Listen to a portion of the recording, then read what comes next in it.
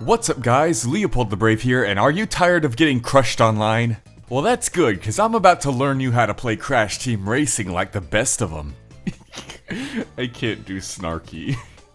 Now keep in mind that people have been playing this game for 20 years, so the game isn't being unfair or cheap when players are able to get laps ahead of you. This game has so much deep mechanics and tech that it's practically a fighting game and a racing game disguise. But don't worry, despite the game not telling you about these things, they're incredibly easy to learn. I got it down and mastered it within a month of not playing the original in like 10 years while training for this game. And I didn't even know about these mechanics before that. So enough talking, how about we get started, huh?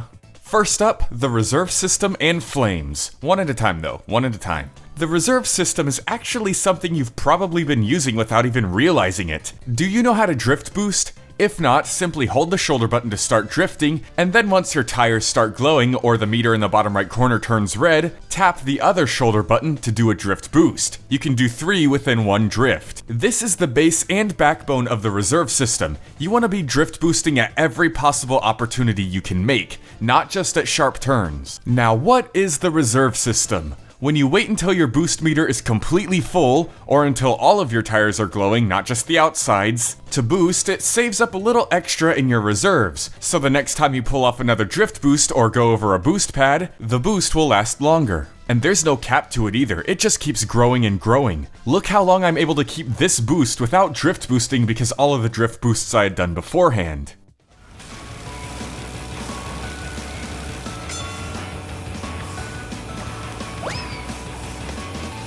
Now that you know what the reserves are and how to build them up, it's time to manage them with flames. There are 4 levels of fire you can reach from boosting. The 4th deserves its own segment though, so just pay attention to the first 3 for now. The 3 levels are red fire, orange fire, and yellow fire. Red fire is the easiest to get, and you can get it just by drift boosting once. It's also a good indicator of whether you're drift boosting incorrectly or not. If the fire stays red while performing all 3 boosts in a single drift, then you are doing it too early. If you get perfects for all 3 boosts, then it will grow to an orange flame, and you can maintain it by continuing the drift boost. But if you go over a boost pad, it will escalate to a yellow flame, which you can also maintain with the reserve system and drift boosting. Basically, the bigger and brighter your flames, the better. But now let's get on to that 4th level, blue flames.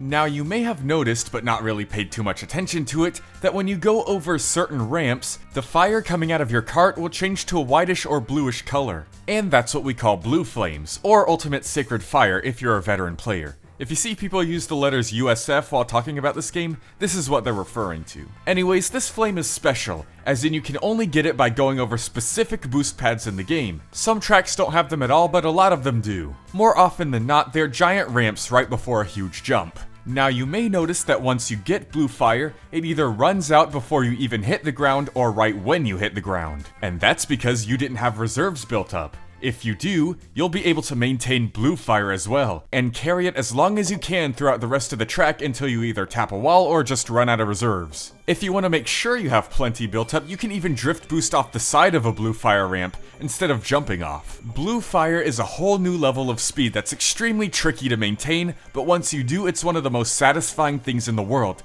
and it's likely the thing that's making people beat you by nearly a lap online. Just keep practicing it. The best tracks for it are either Tiny Temple or Electron Avenue. Tiny Temple has a blue fire boost pad right at the end of the track, and it's one of the easiest tracks to maintain it from how straightforward and wide it is. And then Electron Avenue just for how many blue fire boost pads it's filled with. And that's all you need to know when it comes to drifting and boosting. If there's anything as important as that though, it's jumping. After all, before the drift and boost comes the jump. Now on the surface, this is good for making sharp turns. If you think a drift isn't going to make it, then hopping repeatedly will help you make that turn a bit sharper. Simply getting this right will allow you to make it through tracks as twisty and turny as Tiny Arena without even touching a wall. But there's more to it than that. You see, your speed decreases way slower when you're in the air, and this of course includes hopping, which is why you'll see some players doing it even when they're going in a straight line. This is called frogging. Doing it while going uphill will prevent you from losing any speed, and doing it while going downhill will help you keep the downhill speed, also known as speed ghosting. And if you have any flames built up, you'll be able to frog across patches of dirt or grass without losing any speed, making for some fancy homemade shortcuts. And finally, there's tapping the brakes. Now, very rarely you'll have to use this on the ground. The only time I can think of is on Turbo Track. You know what area I'm talking about. But braking is also extremely useful when you're in the air. It can help you make the sharpest of turns without losing any speed. Once you hop in the air, simply hold the brake button and turn. Just make sure you let go before you hit the ground. And that's pretty much all there is to it. Super duper simple. Reserves, flames, frogging, and brakes. Once you master all 4 of these, you'll be able to smoke everyone online. Even some of the trickiest tracks will become child's play. I mean, look at this awesome lap I did of Clockwork Wumpa. With all of that said though, get to practicing and I'll see you on the racetrack.